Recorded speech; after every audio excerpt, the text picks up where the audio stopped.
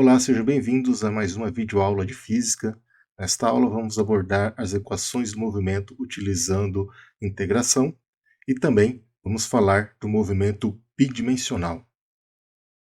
Em aulas anteriores falamos a respeito de como chegava nas equações de cinemática e nesta aula a gente vai chegar a essas mesmas equações, só que agora utilizando uma metodologia um pouquinho diferente, utilizando cálculo diferencial e integral.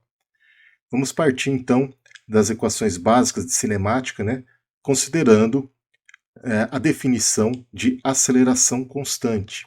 E a partir daí então vamos chegar a algumas das equações que chegamos em aulas anteriores.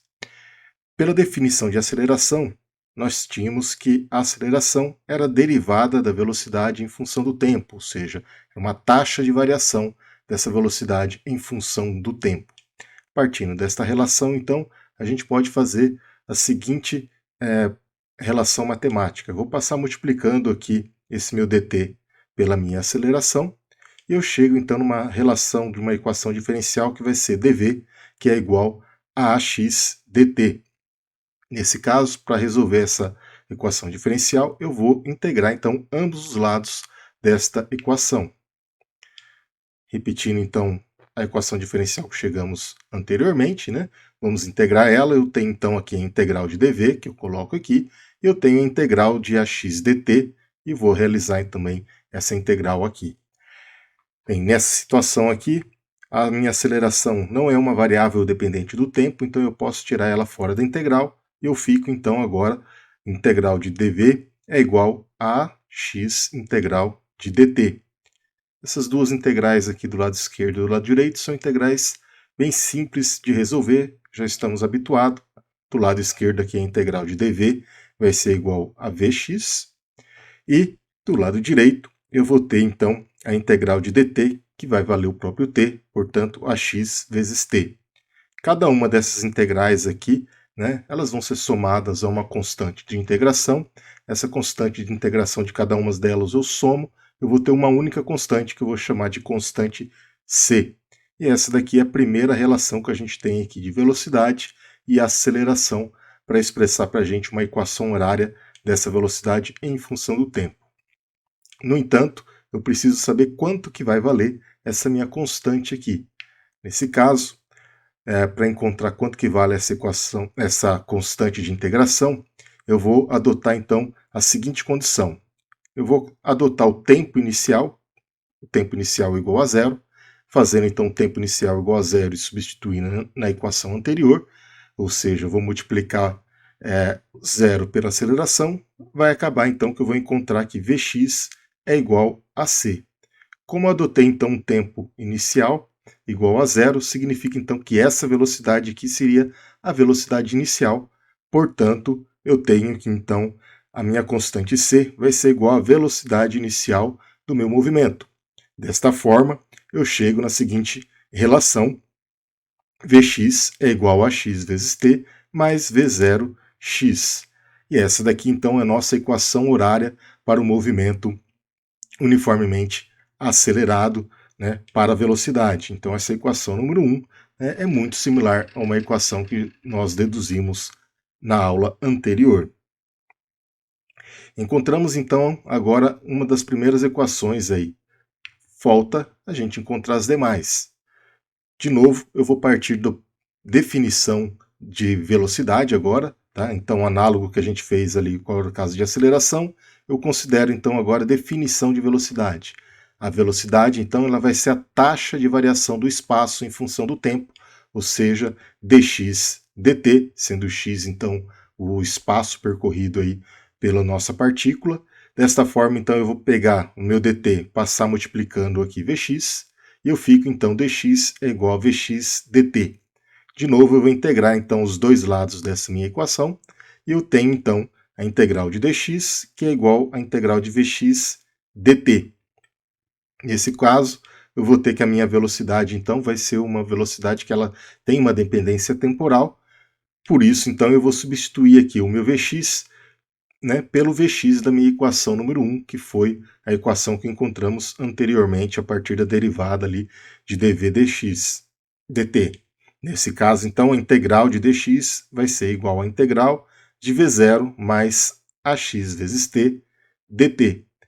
Eu tenho esse termo aqui do lado direito, né? Ele vai ser justamente aí uma soma de integrais, então eu posso separar ela em duas integrais e fico então que a integral de dx é igual à integral de v0 x dt mais a integral de at dt.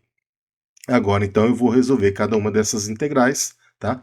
Portanto, integrando cada uma delas, do lado esquerdo aqui a integral de dx vai ser o próprio x, mais uma constante.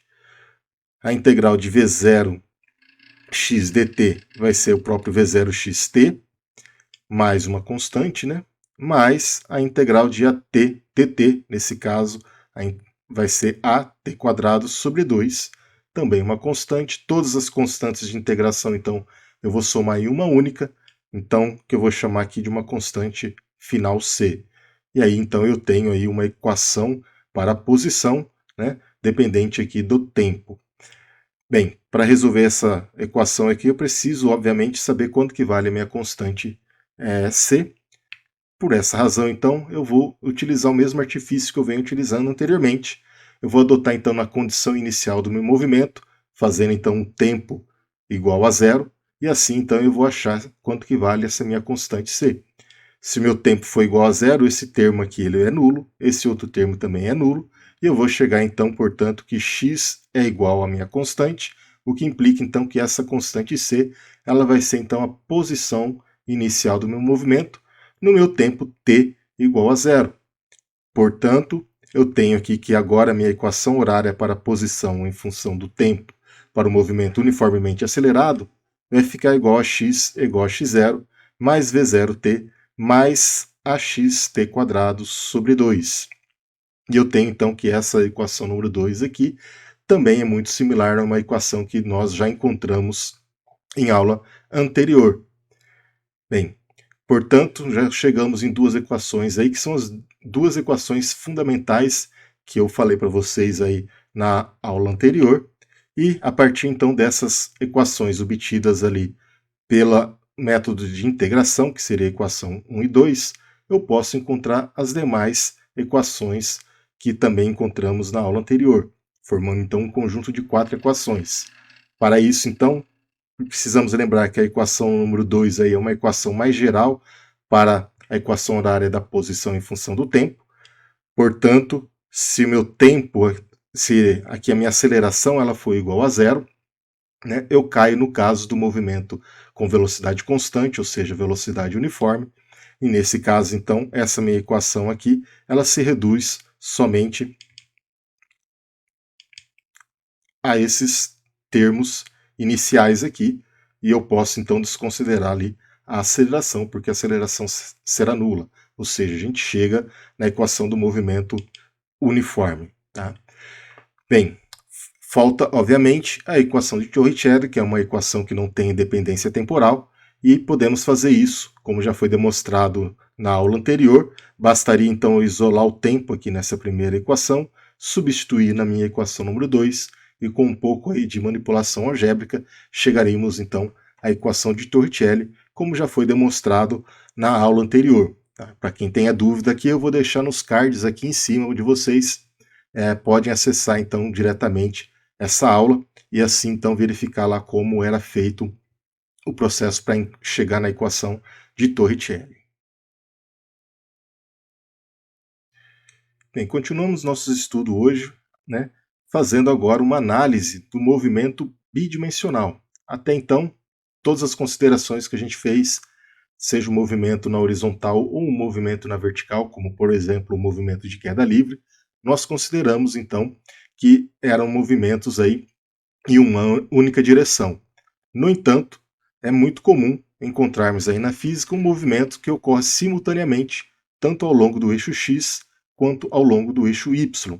Para isso, então, a gente vai fazer uma análise supondo então o movimento ao longo de um plano xy para analisarmos cada uma das variáveis envolvidas aí no movimento. A primeira variável, então, importante para nós é o vetor posição. Então, seja então uma partícula aqui se movimentando nessa trajetória tracejada que eu tenho aqui, tá? Eu vou descrever, então, a posição dessa minha partícula a partir de um vetor posição, um vetor R, sabendo, então, que esse vetor R ele pode ser separado, então, em duas componentes que vão estar contidas ao longo do eixo X e Y, respectivamente. Então, eu tenho aqui a minha componente X na direção Y e a minha componente Y na direção J. É assim, então, eu consigo aí descrever esse tipo de movimento em função das suas componentes. A ideia, então, aqui agora é, a hora que eu for fazer o estudo, eu separar, então, as componentes, ou seja, eu faço uma decomposição desse meu vetor e começo, então, a fazer o estudo direcionado para cada uma das componentes, né, sabendo que, né, a variável de ligação entre essas duas componentes aqui, ou seja, entre os eixos aqui demonstrados, vai ser o tempo.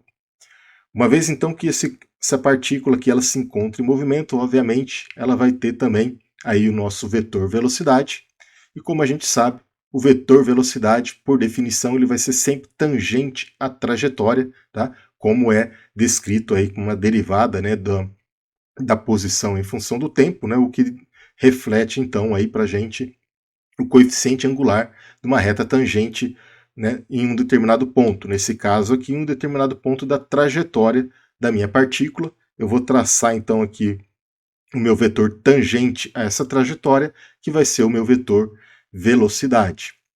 Sendo que o meu corpo se desloca agora ao longo de um plano cartesiano, obviamente o meu vetor velocidade também vai ter duas componentes, aonde então eu posso fazer a projeção dessa componente V ao longo do meu eixo X, eu vou ter então a componente Vx na direção Y, faço a mesma coisa, projeto então essa minha componente do vetor V ao longo do eixo Y, e eu vou ter então agora aqui minha componente Vy na direção J. Novamente, então, se eu tenho aqui as componentes da minha velocidade, eu posso estudar, né, separadamente as componentes de velocidade, sabendo que essas duas componentes elas vão ter como variável de ligação, novamente, o tempo. Bem, à medida então que essa partícula aqui ela está se deslocando, ela pode também sofrer uma variação de velocidade ao longo do tempo. Nesse caso também, né, para o movimento bidimensional, ele também pode experimentar ali uma aceleração. Nesse caso, então, vamos observar então que o vetor aceleração ele vai então descrever para a gente também um vetor com duas componentes ao longo desse plano xy, sendo que eu posso então separar as componentes da minha aceleração ao longo do eixo x, sendo a x na direção y, e analogamente eu posso também separar as componentes no eixo y, tendo então a y na direção j. O que a gente pode observar aqui é que o meu vetor aceleração ele não tem nenhuma relação com a trajetória. Tá? Então são parâmetros aí que já podemos definir para um movimento do tipo bidimensional. Em resumo, a gente pode ter então que o deslocamento, né, ou seja, o vetor deslocamento R, ele vai ocorrer simultaneamente ao longo do plano XY, tendo então como variável de ligação a variável tempo. Analogamente, o vetor velocidade também, né, vai ter aí as suas componentes ao longo do eixo x e y, mas o meu vetor velocidade, ou seja, esse vetor ele vai ser sempre tangente à trajetória da minha partícula, portanto eu consigo assim determinar, né, como que vai ser o comportamento desse meu vetor. Obviamente, sabendo o meu vetor velocidade, eu também posso decompor ali ele ao longo dos eixos x e y, respectivamente. Por fim, temos que o vetor aceleração, né, a sua direção não tem nenhuma relação com a trajetória, portanto, então, dessa forma conseguimos descrever, né, as três variáveis básicas que definem o movimento, né, de uma partícula, além, é claro, da variável tempo, que é a variável de ligação ali ao longo dos movimentos ocorrendo simultaneamente no eixo x e y. Dessa forma, então, eu posso relacionar esses vetores, vetor R, vetor V e o vetor A, né, respectivamente posição, velocidade e aceleração, com as equações básicas aí que definem, né, essas variáveis vetoriais. No caso aí do vetor R, eu vou ter um vetor então com componente x na direção y mais y na direção j. Aplicando a definição de velocidade, sabendo meu deslocamento, né, o meu vetor R, eu consigo determinar então aí a velocidade por meio de dr dt. Consequentemente, eu vou ter então que o meu vetor v ele vai ter componentes vx na direção y, vy também na direção j. E por fim, a minha aceleração, obtida então pela derivada da velocidade em função do tempo, vai exprimir para mim então as componentes também, né, da minha aceleração na direção y e aceleração y na direção j. Dessa forma, então, a gente pode trabalhar com esses vetores para descrever então um movimento ocorrendo ali no plano cartesiano. A partir então dessas definições então das grandezas vetoriais, a gente pode chegar então nas equações do movimento na forma vetorial. Dessa forma, então, eu parto aqui que o meu vetor velocidade vai ter componentes Vx na direção y e Vy na direção j, o que implica, então, que eu posso ter que o meu vetor pode ser descrito através de duas equações para o movimento, cada uma dessas equações ao longo de um eixo, e dessa forma, então, eu vou ter esse conjunto de equações. Para a direção y, eu vou ter a velocidade inicial mais a aceleração em x vezes o tempo, ou seja, a equação horária da velocidade em função do tempo e da aceleração que vai estar contida ao longo do eixo y, e a mesma coisa para o eixo x, v0y mais AYT na direção j. Dessa forma, então, agora eu vou agregar as minhas velocidades, né, tanto na direção y como na direção j, ou seja, as velocidades iniciais, eu vou conseguir descrever dessa forma um vetor velocidade inicial, com componente v0 na direção y, v0y na direção j. A mesma coisa para a aceleração, só que agora, né, eu vou ter a aceleração axt na direção y mais a yt na direção j. Portanto, eu tenho aqui nesse primeiro parênteses o vetor aceleração inicial, v0, e aqui nesse segundo parênteses eu tenho então o meu vetor aceleração vezes o tempo. Tá? Então, repetindo, no primeiro parênteses eu tenho o vetor velocidade, né, na direção v0, meu vetor velocidade inicial, e no segundo parênteses aqui eu tenho meu vetor aceleração vezes o tempo. E assim, então, eu descrevo a equação horária vetorialmente, né, da velocidade em função do tempo, para um movimento uniformemente acelerado. Partindo desse princípio, né, que a gente demonstrou ali, a gente pode partir, então, que todas as equações escalares que a gente utilizou da aula anterior, elas podem ser escritas, então, na forma vetorial, né? A gente não precisa, então, demonstrar uma por uma. Então, para o caso bidimensional, a gente vai ter, então, agora que aquelas 4 equações do movimento pode ser descrita, então, vetorialmente, da seguinte forma. A dependência aqui da posição em função do tempo para o movimento uniforme é dada por a equação número 3, escrito vetorialmente. O meu vetor velocidade, que a gente acabou demonstrando aqui agora de pouco, né? Também na minha equação número 4. Essa daqui é a equação horária da velocidade para o movimento, a equação horária da velocidade para o movimento uniformemente acelerado. Na equação número 5 aqui nós temos a equação vetorial da posição para o movimento uniformemente acelerado em função do tempo. E por fim, a equação número 6 dá para a gente então a equação de Torricelli, que não tem uma dependência temporal, né? Escrito de forma vetorial aqui para essa situação, no caso bidimensional. Como eu disse, né, é muito mais fácil, ao invés de fazer o estudo levando em consideração agora as equações na forma vetorial, que traria uma complexidade aí na resolução desse problema, a gente pode então estudar esse movimento separando cada um desses movimentos ao longo ali dessas coordenadas x e y, lembrando sempre que o tempo é igual para o movimento, né, ocorrendo simultaneamente ao longo desses eixos, e assim então a gente vai ter um conjunto agora de duas equações que são muito mais simples, escritas nas formas vetoriais, né, e para isso então temos agora dois conjuntos, né, de equações, aqui do lado esquerdo para o eixo x, do lado direito para o eixo y.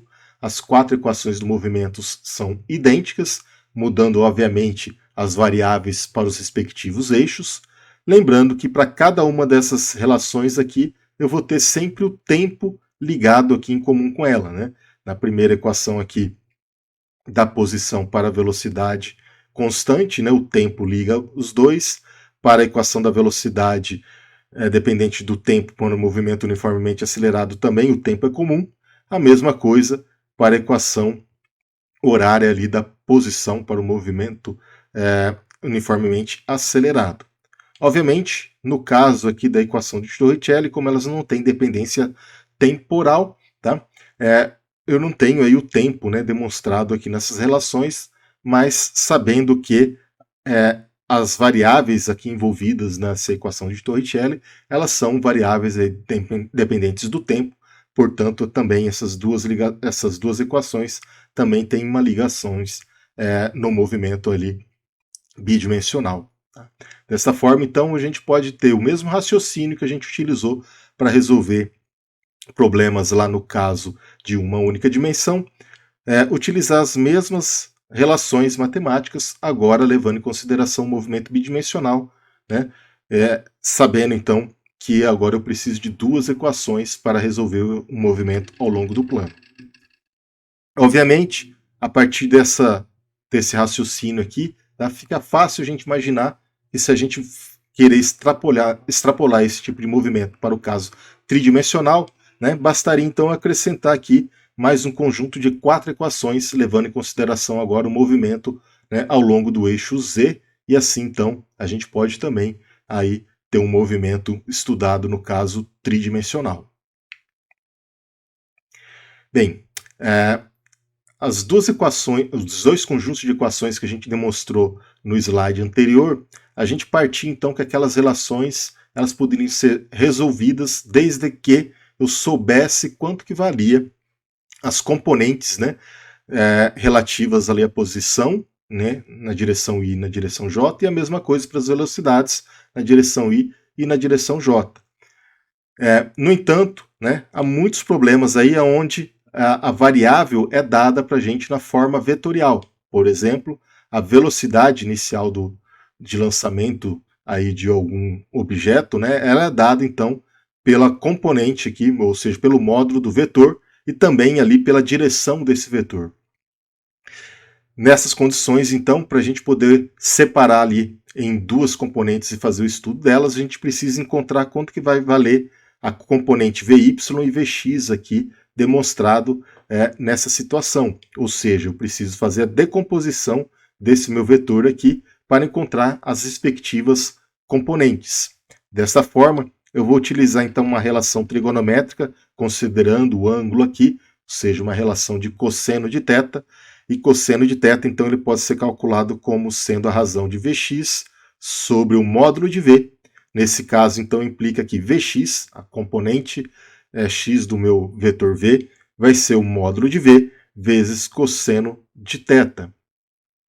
O mesmo raciocínio de decomposição pode ser feito para encontrar Vy, nesse caso Vy aqui ele vai ser descrito então em função da relação trigonométrica seno, portanto seno de θ vai ser igual à razão de Vy pela módulo da velocidade, o que implica então que Vy é igual ao módulo de V vezes seno de θ.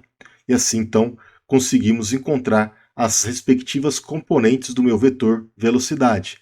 Sabendo então essas componentes aí, eu posso substituir nas equações anteriores e assim então eu chego aí nas equações para cada eixo a partir do módulo do vetor velocidade. Então as equações para o eixo x ela vai ser escrita como x é igual a x0 mais Vx, nesse caso o meu Vx vai ser o módulo de V0 cosseno de θ vezes o tempo, né? E toda vez então que eu tiver ali o meu Vx, eu vou trocar então por V0 cosseno θ em cada uma das expressões que eu tenho ali no meu problema, né? Ou seja, decompondo o meu vetor velocidade inicial, e dessa forma então eu tenho os 4 equações do movimento ali do eixo x descrita em função, né, das componentes decompostas a partir do módulo, né, da minha velocidade. O mesmo raciocínio também pode ser aplicado ali ao longo do eixo y, né? Só que nesse caso aí as componentes Vy, elas vai valer o módulo de V0 seno de θ. Eu vou substituir então cada uma das expressões por V0 seno θ, e assim então a gente tem aí 4 conjuntos de equações, né? Caso eu não saiba ali as componentes, né, eu posso calcular então essas componentes diretamente a partir do módulo, né, e da direção do meu vetor inicial dado ali no meu problema.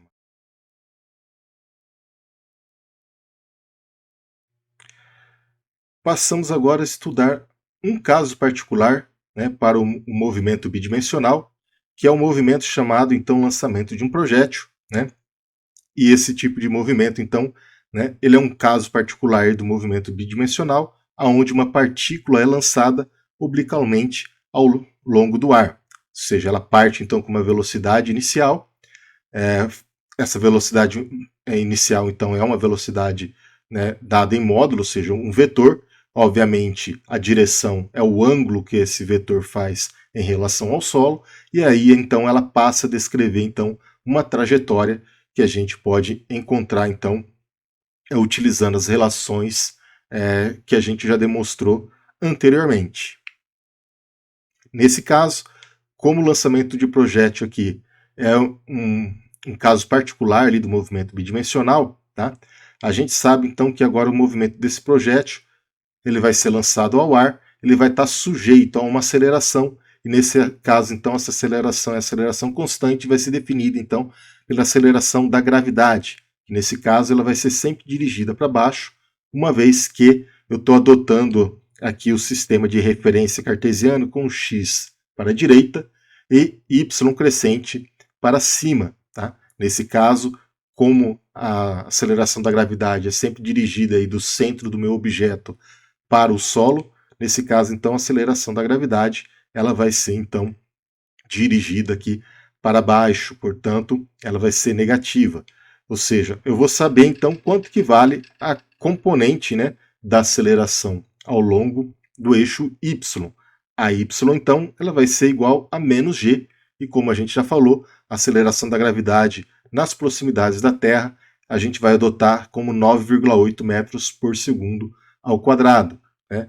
Se o problema, então, se realizar em outras condições que não sejam nas proximidades da Terra, obviamente vocês vão ter que saber ali a aceleração, ou seja, o problema vai dar para vocês a aceleração da gravidade naquele local, ou você vai ter que determinar, obviamente, a aceleração da gravidade naquele local. Um outro parâmetro também que sabemos que ocorre no caso do lançamento de projétil é que a aceleração ao longo do eixo x, ou seja, o movimento que está ocorrendo ao longo do eixo x, ele vai ter aceleração nula, ou seja, nesse caso, x igual a zero, exprime então para a gente que o movimento na horizontal vai ser um movimento então do tipo uniforme, o que se torna então muito mais fácil para a gente resolver problemas então agora considerando o lançamento aí de projétil. Tá? É claro que essa consideração que a gente fez aqui das acelerações, ela é uma aproximação, tá? Em muitas situações aí, ela vai ser útil, ou seja, a aceleração ao longo do eixo x realmente vai ser nula, mas em alguns casos aí mais específicos, né, essa aceleração aqui ao longo do eixo x, ela pode ser uma aceleração muito pequena, e pode ocorrer, então, de forma que essa aceleração também seja negativa, ou seja retrógrada ao meu movimento. Tá? Em alguns casos, então, pode acontecer isso, mas, a primeiro momento, vamos considerar, então, aqui que a aceleração ao longo de x é igual a zero, para ficar ali mais simples, nesse primeiro momento, a resolução aí, do movimento né, considerando o lançamento de um projétil. Bem, para entendermos um pouquinho melhor aí o movimento de um projétil, a gente vai analisar então a sua trajetória e assim então analisar também, né, as variáveis envolvidas aí ao longo dessa trajetória. Então, uma das principais variáveis que podemos estudar ali ao longo de toda a trajetória é a velocidade. Então, considerando então uma partícula que ela sai aqui da altura do solo, ou bem próxima ali do solo, ela é lançada então com uma velocidade, que eu vou chamar aqui de velocidade V0, que é a velocidade inicial. Essa velocidade inicial V0, então, é uma grandeza vetorial, né, como a gente pode observar aqui, e ela forma, então, um ângulo θ aqui com a minha horizontal. Nesse primeiro momento, eu posso ter, então, que a minha velocidade V0 ela pode ser decomposta, então, em duas componentes, a componente Vx inicial e a V0y aqui inicial, ou seja, eu estou separando aí o meu movimento, né, ao longo de dois eixos, estudando, então, separadamente, levando em consideração essas velocidades Vx e Vy. Em um instante posterior, a gente vai observar, então, que o meu vetor velocidade aqui, ele sofreu alteração, ele continua tangente aqui à minha trajetória, como é de se esperar. No entanto, eu posso observar aqui que o módulo do meu vetor V1 ele sofreu uma alteração em relação ao V0, mas a componente Vx ela é a mesma componente Vx inicial, portanto a gente não experimentou uma mudança de velocidade ao longo do eixo x. No entanto, isso daqui não é verdade quando a gente olha aqui pela componente Vy, onde a gente pode observar claramente aqui, né, que a intensidade dessa velocidade aqui ela sofreu uma redução em relação à variável inicial. À medida, então, que essa partícula ela vai se deslocando, a gente vai observando, então, que a cada momento a minha velocidade ao longo do eixo y ela vai se reduzindo, até ela chegar a uma velocidade igual a zero, né, na altura máxima desse movimento. E nessa altura máxima do meu movimento eu vou encontrar somente, né, a minha velocidade Vx, ou seja, eu só tenho velocidade horizontal, eu não tenho velocidade aqui vertical nessa posição. Ou seja, ao longo do eixo y, eu estou estudando um movimento igual ao movimento de queda livre que a gente já tratou em aulas anteriores. E no meu eixo x, eu estou tratando de movimento uniforme. A partir então dessa altura máxima atingida aqui, né, pelo meu projétil, ele começa então agora a experimentar uma aceleração, fazendo com que ele aumente a sua velocidade agora numa direção oposta, fazendo então agora com que eu tenha de novo aqui, né, um vetor velocidade, uma componente do vetor velocidade na direção y, né? Portanto, também a minha velocidade Vx ainda continua a mesma. À medida então que essa partícula então ela vai caindo, é observado então que o meu vetor velocidade Vy ele vai aumentando, perdão, a minha componente, né, do vetor velocidade em y, ela vai aumentando cada vez mais, né, até ele atingir o solo, e quando ele atinge o solo, eu vou ter então que o módulo do meu vetor ao atingir o solo vai ser igual ao módulo do meu vetor inicial.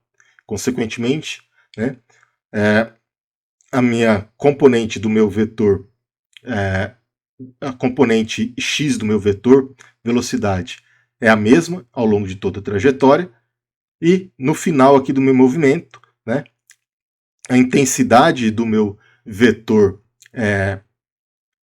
da componente do meu vetor Vy, né, ele vai ser em valores absolutos igual ao valor inicial, obviamente, né, no sentido agora contrário do lançamento. Como a gente pode observar também, uma característica do lançamento de projétil é que o movimento ele é descrito por uma parábola. Tá? Então, sempre que eu tiver aí o lançamento de um projétil, esse movimento vai ser descrito por meio de uma parábola. Além disso, a máxima distância percorrida aqui na horizontal é conhecida também por alcance, né? o alcance, então, ele pode ser calculado ali como sendo a distância máxima atingida por essa partícula ao longo aqui do meu eixo X. Bem, esses então são basicamente o comportamento que nós temos aí para fazer uma análise do lançamento de um projétil. Obviamente, né, o meu vetor velocidade, como a gente já observou ali, fica muito mais fácil, né, de fazer esse estudo se eu separar então em função das suas componentes. Então, o meu vetor velocidade vai ser separado em função das suas componentes Vx e Vy, aonde então eu vou ter que a minha componente Vx, nesse caso, né, ou seja, a equação horária Vx, ela vai ser dada por V0 cosseno θ mais a x vezes t, mas como a gente viu, né, a aceleração ao longo da horizontal ela é nula, o que sobra para a gente então que Vx vai ser igual à velocidade inicial, V0 cosseno θ, ou seja, a minha velocidade é constante, como é definida aqui na minha relação número 15. Porém, para o movimento aqui ao longo do eixo Y, nós temos um movimento do tipo ali de queda livre. Nesse caso, então, eu vou ter que a equação horária para Vy, né, vai ser igual ao módulo da minha velocidade inicial vezes seno de θ, mais a minha aceleração da gravidade, segundo o referencial que eu estou adotando aqui, ela vai ser dirigida para baixo, então, mais menos g vezes o tempo, e a equação número 16, então, aqui, ela exprime para a gente, então, a componente Vy. Desta forma, então, o módulo da velocidade para esse tipo de movimento, caso, né, o problema já dê para a gente as componentes do meu vetor, né, e eu precise do vetor velocidade para dar a resposta aí ao meu problema, eu posso calcular, então, o módulo desse meu vetor velocidade, fazendo, então, a raiz quadrada da soma ao quadrado, né, de cada uma das componentes aí do meu vetor velocidade. E, obviamente, né, a direção que é dada pelo ângulo θ, aqui formado por esse vetor v, tá, eu posso obter ele, então, pela relação trigonométrica da tangente, e a tangente de θ, então, pode ser calculada como a razão de Vy sobre Vx. Obviamente, para obter θ aqui, basta fazer o arco tangente de Vy sobre Vx, e assim, então, a gente encontra, né, a trajetória, o ângulo, né, dessa vetor velocidade, que vai definir para a gente a trajetória da minha partícula. Bem, a posição então da partícula na horizontal em qualquer instante, ela pode ser dada então utilizando uma das equações do movimento ali bidimensional ao longo do eixo x, né, que a gente já demonstrou. Nesse caso, então, a gente tem que x é igual a x0 mais, né, a componente Vx, que nesse caso é V0 cosseno θ vezes t, mais meio de axt ao quadrado. Como a aceleração aqui ela é nula, sobra para a gente, então, que a posição, né, x, ou seja, o movimento na horizontal, ela vai ser dada, então, por V0 cosseno θ vezes o tempo, e assim, então, a gente consegue ter uma equação ali para o movimento horizontal. A mesma coisa, então, pode ser feita para a partícula, né, no caso aqui vertical. Eu vou ter, então, agora que y é igual a y0, mais v0y, nesse caso aqui, a componente v0y vale v0 seno θ, vezes t, menos, porque agora a aceleração é negativa, e a aceleração da gravidade atuando nesse movimento ao longo do eixo y, então, meio de gt ao quadrado.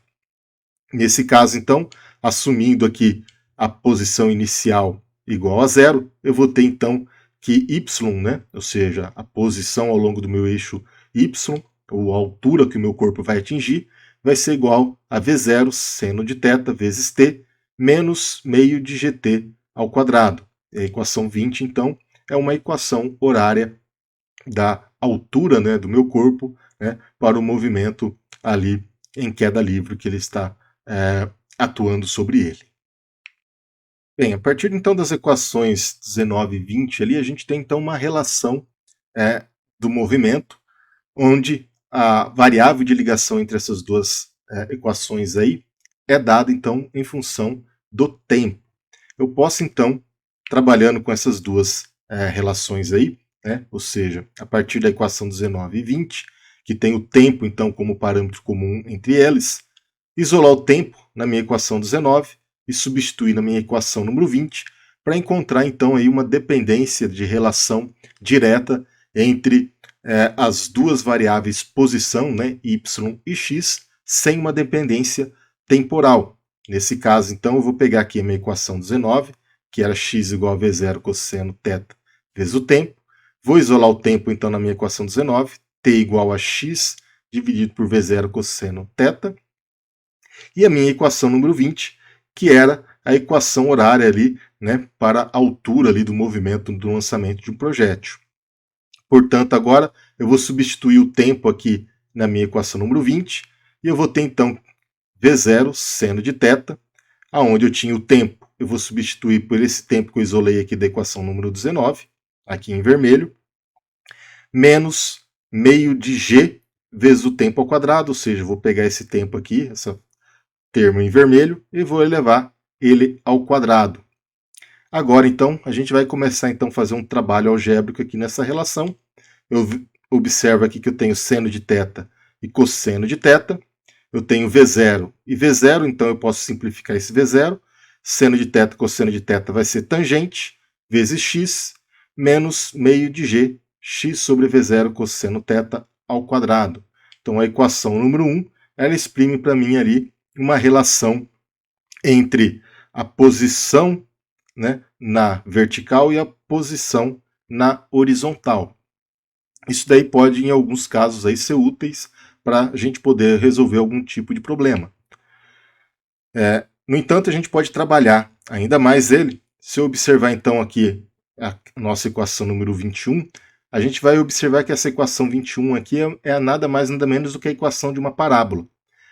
Então eu tenho aqui a equação de uma parábola, né, que a gente conhece bem ali das aulas ali de matemática, lá do ensino médio, né? Y é igual a bx menos cx quadrado. E eu tenho aqui a equação número 21, que define então para a gente aqui a relação entre a posição vertical, né, e a posição horizontal. O que eu vou fazer então agora, a partir então dessa equação número 21, eu posso então determinar o alcance desse projétil. Ou seja, eu posso achar então qual que vai ser a distância máxima na horizontal que um projétil pode atingir utilizando esta relação aqui da equação 21. A gente pode assumir então que a trajetória ela é uma parábola, tá? Como é descrita por esta figura que a gente já falou nela em slides anteriores, tá? Então, nesse caso, se ela é uma parábola, a gente vai ter então dois pontos aonde o projétil ela vai tocar o eixo horizontal, ou seja, quando x vai ser igual a zero. Isso vai ocorrer quando? Vai ocorrer na posição inicial, então x igual a zero, eu vou ter y igual a zero, né? Assim então que ele é lançado, ele descreve essa parábola, ele volta a tocar o solo, aonde ele volta a tocar o solo, então, é o alcance máximo, ou seja, o x máximo. Então, quando x for igual a máximo, eu vou ter de novo y igual a zero. Dessa forma, então, para eu poder encontrar quanto que vai ser o meu alcance, ou seja, qual que vai ser o valor máximo de x para essa situação, eu vou ter, então, como raiz daquela minha função que y tem que ser igual a zero. Então, eu tenho agora que resolver essa equação do segundo grau aqui para encontrar quanto que vai valer aqui o x, que vai ser o meu alcance. No entanto, a resolução dessa equação aqui do segundo grau ela pode ser um pouco complicada. Para isso, então, a gente pode partir já de encontrar a primeira raiz, que vai ser a raiz mais óbvia, ou seja, quando x é igual a zero, né, vai ser já esperado, né, que ele seja uma das raízes, ou seja, uma das soluções desta equação. Então eu já sei aí que na posição inicial o y é igual a zero, ele satisfaz a minha equação. Falta então encontrar agora o x máximo. Nesse caso, então, para encontrar a segunda raiz, eu vou colocar então o x em evidência, nesses dois termos. Então aqui tinha o x multiplicando a tangente, ele está em evidência, e aqui o que eu tinha o x quadrado vai ficar somente x. A hora que eu observo essa minha relação matemática aqui, eu tenho duas possíveis soluções para ela, obviamente uma delas é quando x é igual a zero. Se x for igual a zero, ele vai multiplicar todo esse termo aqui dos parênteses, ele vai ser zero e satisfaz a minha raiz. A segunda condição é quando esse termo que está entre colchetes for igual a zero. Assim, então, eu vou igualar somente esse termo que está entre colchetes aqui igual a zero para encontrar a segunda raiz. Nesse caso, então, fica tangente de θ igual a menos g, que multiplica 1 sobre V0 cosseno θ, tudo isso ao quadrado, vezes x é igual a zero. Como eu quero encontrar justamente o x máximo, ou seja, a raiz desse x, eu vou, então, isolar o x, tá? Então, eu só repetir a equação anterior ali, né? Eu vou, então, isolar esse x, então eu passo tangente de θ para o lado de lá,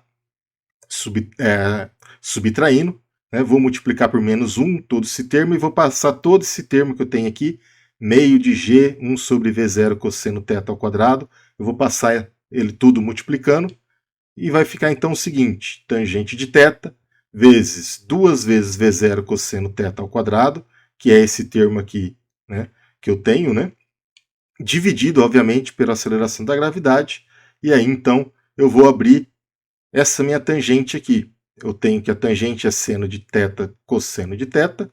Como eu tenho um cosseno quadrado aqui, eu posso simplificar esses termos, e aí então eu vou poder começar a fazer análise aqui dessa relação trigonométrica. Vai sobrar para mim que a partir dessa relação aqui eu vou ter x é igual a V0 quadrado g, 2 vezes seno θ cosseno θ.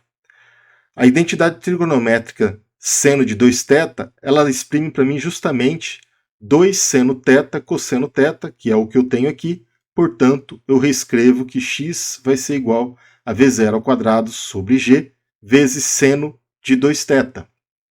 E aí, então, eu tenho uma relação matemática aqui, muito mais simples, para exprimir para mim qual que vai ser a dependência do alcance, ou seja, do x, em função da velocidade inicial e, obviamente, do ângulo de lançamento.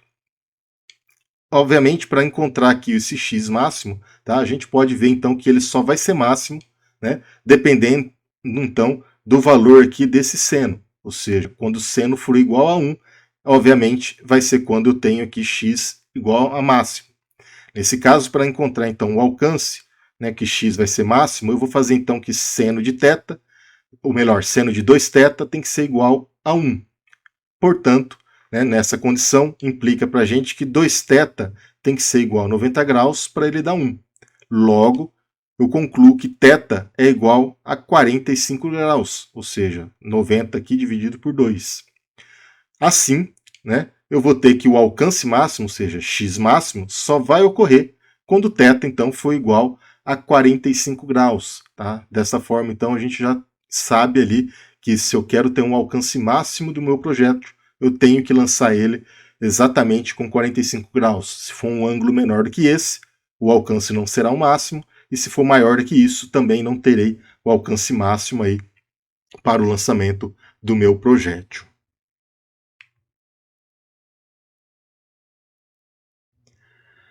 Passamos a tratar agora de um movimento também que é um caso particular do movimento bidimensional, que é o que a gente chama de movimento circular uniforme.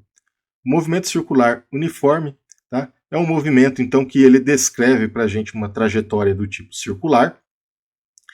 Essa partícula então ela vai ter obviamente aqui um vetor posição. Esse vetor posição então ele sempre vai estar descrevendo aqui ao longo da circunferência descrita pela trajetória. Tá? Essa trajetória cuja vai ter um raio R, né? Então R maiúsculo aqui vai ser o raio da trajetória, e R aqui vetorial vai ser, obviamente, o meu vetor posição aqui, que ele vai estar mudando constantemente ao longo dessa trajetória. Consequentemente, eu vou ter também uma variação, né, da direção desse meu vetor R, portanto, R ele pode ter ao longo de todo a minha trajetória circular, ela pode ter o mesmo módulo, né? No entanto, a direção e o sentido vai estar mudando constantemente. O que implica, então, que na periferia aqui do meu movimento circular, né, a velocidade então da minha partícula vai ser tangente a essa trajetória, consequentemente aqui eu vou ter uma velocidade tangente a essa trajetória que também vai estar mudando constantemente aqui ao longo de toda a minha circunferência. Essa velocidade ela pode ter o mesmo módulo ao longo de toda a trajetória circular, contudo, né, ela vai ter direção e sentido mudando constantemente, por isso então que essa velocidade, embora tenha o mesmo módulo, ela vai ser uma velocidade variável. Tá? Assim então, para a gente conseguir determinar as variáveis iniciais aí para o movimento circular, ou seja, posição, velocidade e aceleração, a gente precisa então decompor o nosso vetor posição, lembrando então que esse meu vetor posição ele vai ter uma relação então com o raio da minha circunferência. Eu considero então um ponto de partida, um ponto P, e aí eu posso calcular então quanto que vai valer as componentes do meu vetor R nesse meu ponto P. Ou seja, x vai ser a componente ao longo do eixo x ali, ela vai ser dada então pelo raio da minha circunferência vezes cosseno de θ, e a mesma coisa, y vai ser igual a r seno de θ. Então a equação 22 e 23 aqui, elas são equações paramétricas para o meu movimento circular, ou seja, eu consigo determinar então aí as componentes do meu vetor r na direção y e na direção j, respectivamente. Sabendo então agora a posição, a gente pode partir então para o cálculo da velocidade. A gente pode utilizar a definição, obviamente, da velocidade, uma vez que essa velocidade aqui é tangente à trajetória, né? Dessa forma, então, eu vou descrever então essa minha velocidade, considerando então dois pontos em particular, ou seja, um ponto P inicial e um ponto P' qualquer. Eu vou ter aqui a minha velocidade V no ponto P, tá?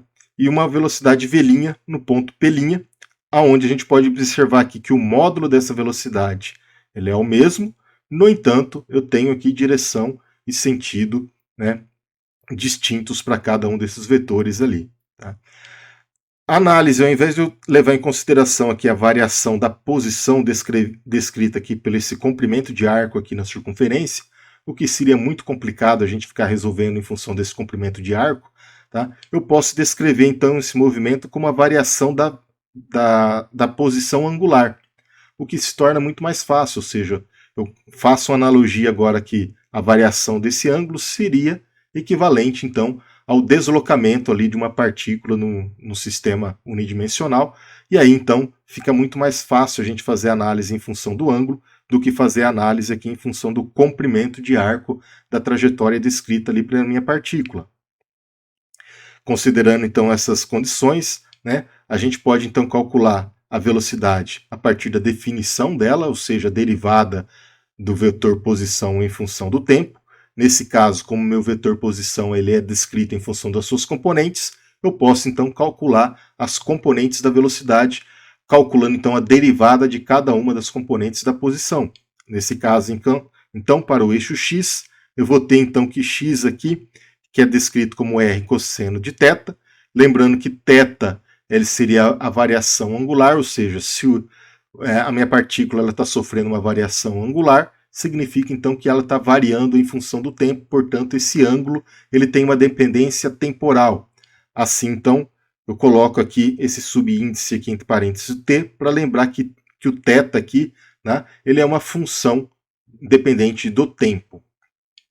E assim, agora uma vez que eu interpretei aqui corretamente como que é a componente x ali do meu vetor posição, eu vou então calcular o meu vetor velocidade, ou seja, vou fazer dx dt, vou encontrar então a componente vx, então eu tenho que fazer a derivada aqui, né, dessa relação aqui do lado direito, ou seja, a derivada de r cosseno θ, θ dependente do tempo, dt.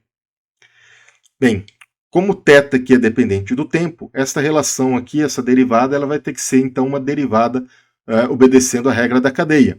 Portanto, eu vou fazer o seguinte, que Vx vai ser o quê? Vou fazer a derivada aqui do cosseno, né? Vai ser menos R seno de θ, lembrando que θ é uma função do tempo, e eu vou ter que derivar, obviamente, aqui o meu θ em função do tempo. eu tenho que dθ dt aqui vai ser a regra da cadeia para a derivada do θ ali. Tá? Então a equação número 24 aqui, ela exprime para a gente a componente do meu vetor velocidade, né, componente x do meu vetor velocidade. No entanto, ele fica aqui em função dessa derivada aqui, que ela não é bem conhecida. Então eu preciso interpretar o que vale essa derivada aqui do ângulo em função do tempo aqui. Bem, para isso a gente pode interpretar que o θ é uma função do tempo, então eu posso entender então que a variação do θ em função do tempo seria o análogo, então, à variação do deslocamento de uma partícula em função do tempo. Portanto, né, aplicando essa definição da derivada de θ em função do tempo, eu posso interpretar ele como uma velocidade. Nesse caso, eu vou chamar de velocidade angular, que eu vou adotar então a letra grega ômega aqui para definir a velocidade angular.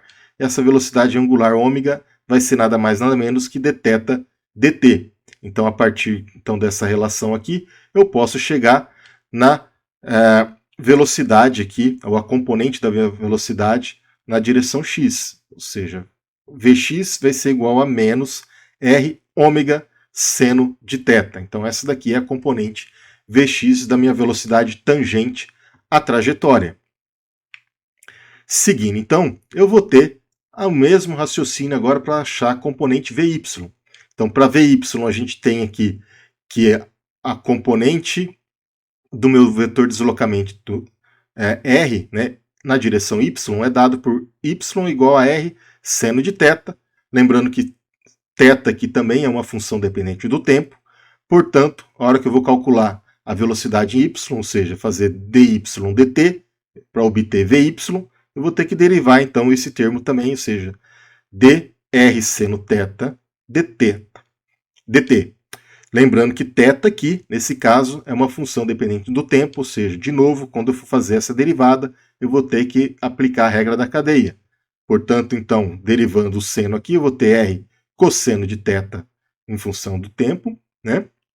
E a derivada de dθ dt, como a gente viu, dθ dt exprime para a gente a velocidade angular, que é ômega, portanto, Vy, nesse caso, vai ser R ômega cosseno de θ. Ou seja, eu já tenho então aqui a segunda componente, né, do vetor velocidade ao longo do eixo y. Então eu já tenho condições aí de começar a resolver o problema, porque eu tenho duas variáveis até agora que eu já descobri. O deslocamento e também o vetor velocidade. Consequentemente, se eu quiser obter o módulo do meu vetor velocidade, né, eu vou então pegar as componentes do meu vetor, né, elevar ao quadrado, somar elas e tirar a raiz. Ou seja, eu vou pegar a equação 26 e 27, elevar ambas ao quadrado, somar elas e tirar a raiz. Como eu tenho aqui os dois termos comuns entre parênteses aqui, ou seja, R ômega e R ômega, eu posso tirar ele fora ali do parênteses, vai ficar colocado em evidência R quadrado ômega ao quadrado, que multiplica seno quadrado de θ mais cosseno ao quadrado de θ. Esse termo aqui ele vale 1. A hora que eu tiro a raiz quadrada, então, eu vou ter que o módulo do meu vetor velocidade vai ser R ômega, onde R aqui é o raio da minha trajetória circular, tá? E ômega é a velocidade angular. Então a equação número 8 é a relação que eu tenho entre a velocidade tangencial, aquela velocidade ao longo da trajetória circular, né, relacionando aqui com a velocidade angular, que é a variação do ângulo em função do tempo ali do nosso movimento circular. Bem, obviamente, como a gente viu lá, se a minha velocidade, né, quando ela sai do ponto P para o ponto P', ela sofreu alteração, ou seja, eu tenho mudança da minha velocidade. Para ver a mudança da minha velocidade, obviamente, eu tenho que ter aceleração. Portanto, eu também preciso determinar quanto que vale esse meu vetor aceleração. E aí, então, a gente pode aplicar então a definição, né, de aceleração, que vai ser a derivada então do vetor velocidade em função do tempo. Uma vez que a gente já encontrou, né, o nosso vetor velocidade, ou melhor, as componentes do meu vetor velocidade, eu também posso encontrar as componentes do meu vetor aceleração. Sendo assim, então, as componentes do meu vetor aceleração para x vai ser a x, que vai ser a derivada de Vx em função do tempo. Nesse caso, então, eu troco aqui Vx pela relação que a gente já encontrou dele, que vai ser menos R ômega seno de θ. Lembrando, θ aqui apresenta uma dependência temporal, né? Então, quando eu for realizar essa derivada aqui, eu preciso aplicar uma regra da cadeia, tá? Ômega também tem uma dependência temporal, lembrando que ômega é dθ dt, portanto, eu preciso aplicar também regra da cadeia aqui, ou seja, eu tenho um produto, né, de duas funções aqui, a regra do produto. Nesse caso, a x ela vai ficar do seguinte: eu vou permanecer o primeiro termo, então menos R ômega, vou derivar o segundo, derivada, né, de seno de θ em relação a t, mais, né, agora eu vou derivar o segundo termo, então vai ficar menos R seno de θ, que multiplica a derivada de ômega dt. Lembrando ainda que a gente não terminou de resolver essa derivada, né? Porque aqui, ó, a derivada de seno de θ, eu tenho que levar em consideração que seno de θ aqui vai ter que obedecer também à regra da cadeia. Nesse caso, então, repetindo a expressão encontrada anterior, resta então a gente calcular quanto que vale essa derivada aqui. Então, a derivada de seno de θ, né, vai ser cosseno de θ, né, vezes a derivada de θ aqui, ou seja, dθ dt. Portanto, a gente sabe que dθ dt é nada mais nada menos do que o ômega. Eu passo então ele multiplicando aqui, vou ficar menos r ômega ao quadrado cosseno de θ, menos r seno de θ de ômega dt. E aí então a gente tem uma expressão aí para aceleração, ou para componente da aceleração ao longo do eixo x. Tá? No entanto, repetindo aqui a expressão que a gente encontrou anteriormente, se eu for fazer uma análise dela aqui, tá? A gente vai observar que a variação angular, ou seja, a velocidade, né, que ele sofre ali, tá? Ela é constante, ou seja, o movimento é um movimento uniforme do ponto de vista angular. Nesse caso, então, se ômega é constante, se eu fazer então a derivada aqui de uma constante em relação ao tempo, eu vou saber que ela vale zero, portanto, né, eu vou ter então que a minha aceleração AX vai ser igual a menos R ômega ao quadrado cosseno de θ, que é expressada aqui pela essa equação número 29. Né?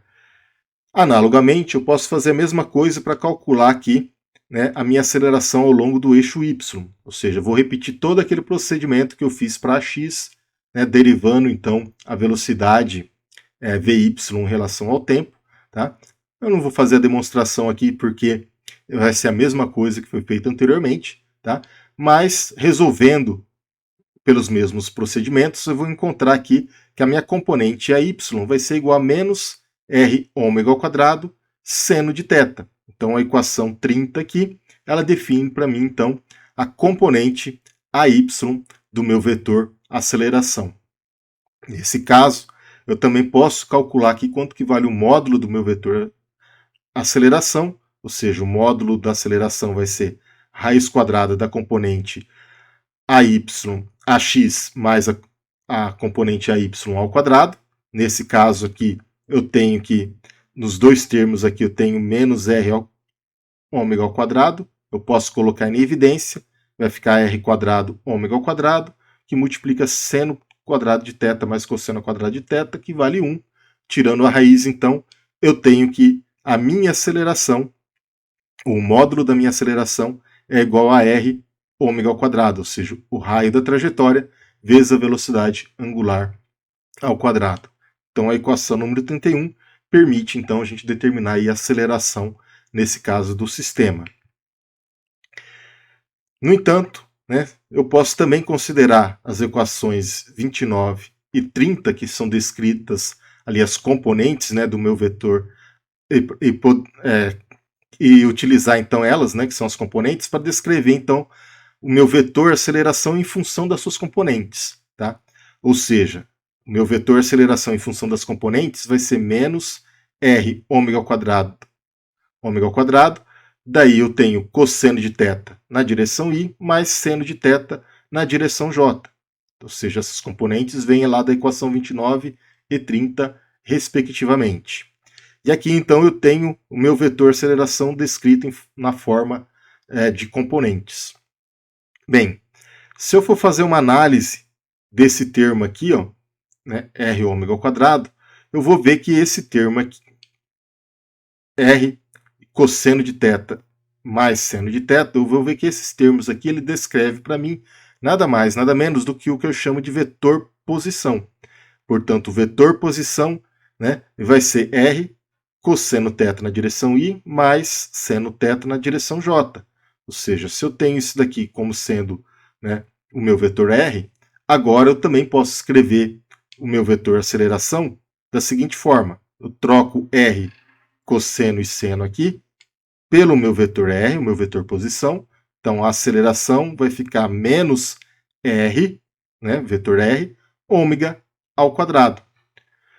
O que eu posso observar aqui, então, é que se o meu vetor R ele sempre vai estar na direção ali do raio da minha trajetória, eu posso interpretar, então, que a minha aceleração ela vai ser sempre contrária, né, ao meu vetor posição. O que implica, então, que a minha aceleração aqui ela sempre vai estar apontando para o centro, né, da minha trajetória, ou seja, para o centro da circunferência ali. Tá? Então, como a aceleração então, possui sentido oposto a R, damos o nome a ela de aceleração centrípeta, porque ela está sempre apontando ali para o centro da minha circunferência. Então, essa é a definição que a gente entende aí de aceleração centrípeta. Tá? Bem, a gente pode chegar então a essa aceleração também em função de uma velocidade tangencial. A gente já encontrou ela em função da velocidade angular, né? Portanto, eu posso descrever ela da seguinte forma. A velocidade tangencial é igual à velocidade angular vezes o raio da trajetória.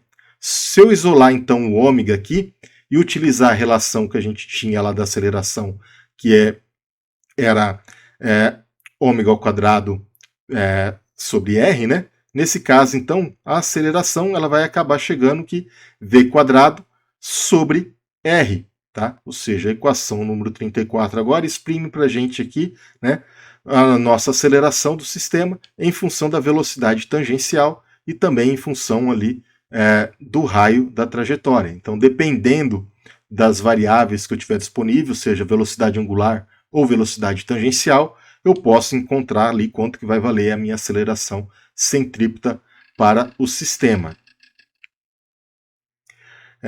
Além disso, né, a gente sabe que no caso aí, o movimento circular, tá, ele é um movimento muitas das vezes tido como um movimento periódico, ou seja, é um movimento repetitivo, tá? Ou seja, de tempos em tempos, então, ele repete esse movimento. Assim, então, eu posso descrever a velocidade angular para esse tipo de movimento, considerando, então, né, uma trajetória completa ali da minha circunferência. Tá? Lembrando que ômega é a derivada de θ em relação ao tempo, significa, então, a variação angular em função do tempo. Uma volta completa numa circunferência tem uma variação angular de 2π, né? E dividido então pelo intervalo de tempo total para percorrer esses 2π, ou seja, dar uma volta completa na circunferência. Esse tempo t, descrito em maiúsculo aqui, é o que a gente chama de período. E ele é dado, obviamente, né, em unidades de segundo. Então eu tenho aqui que ômega, né, que é a velocidade angular, é 2π dividido pelo período. Tá? Muitas vezes também é interessante a gente fazer a análise desse movimento considerando um movimento repetitivo ali, ao invés de analisar uma única volta do meu movimento, eu faço uma análise considerando aí várias voltas, né, ocorridas dentro de um intervalo de tempo conhecido. Por exemplo, dentro de um tempo de 1 minuto ou dentro de um tempo de 1 segundo. Tá? Para esse tipo de situação, então, quando eu tenho ali contando a quantidade de voltas dentro de um determinado período, é que a gente define, então, uma segunda variável que a gente chama de frequência. A frequência, então, ela pode ser dada em Hertz, tá? Cujo símbolo aqui é Hz. Ela vai ser dada em Hertz, então, quando contar o número de repetições do movimento dentro do intervalo de 1 segundo, né? Ou a frequência também ela pode ser dada em rotações por minuto, né? Cuja unidade vai ser RPM, quando eu contabilizar, então, quantas voltas, né, a minha partícula deu ali dentro da sua trajetória circular, dentro do intervalo de 1 minuto. Eu posso relacionar, então, a frequência com o período a partir, então, da seguinte relação matemática. O período ele vai ser igual ao inverso da frequência, ou, né, a frequência também vai ser dada pelo inverso do período. Então, a equação 36 é uma relação, então, aí temporal que eu tenha para o movimento circular, quando esse movimento, então, ele passa a ser repetitivo, tá? O período, então, para ele completar uma oscilação é o que a gente chama de frequência, né? Que são quantas oscilações que ocorreu dentro de um intervalo de tempo de 1 segundo ou de 1 minuto. Caso a gente esteja trabalhando, então, aí com a unidade de RPM, então a gente deve dividir, então, a frequência que está em Hertz por 60, e aí, obviamente, eu consigo aí, obter, então, rotações por minuto ali para essa frequência, tá bom? Bem, basicamente, então, a gente consegue aí descrever dois casos particulares para o movimento bidimensional nessa aula, foi o lançamento de projétil e o movimento circular, e, obviamente, né, o caso mais geral que a gente viu logo no início do movimento bidimensional e as equações assim envolvidas. Dessa forma, então, a gente já tem aí ferramentas mais do que o suficiente para resolver aí problemas envolvendo aí movimento bidimensional.